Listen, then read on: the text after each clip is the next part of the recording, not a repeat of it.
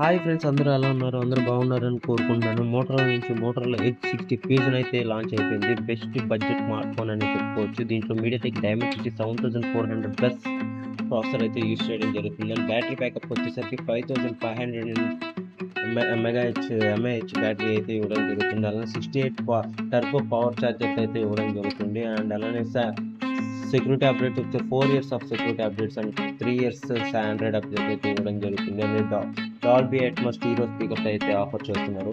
And అలానే IP68 plus IP16 water under water protection అయితే ఇవ్వడం జరుగుతుంది. డ్యూరబిలిటీ విషయానికి వచ్చేసి మిలిటరీ గ్రేడ్ సర్టిఫైడ్ ఉంది మొబైల్ అని చెప్పుకోవచ్చు.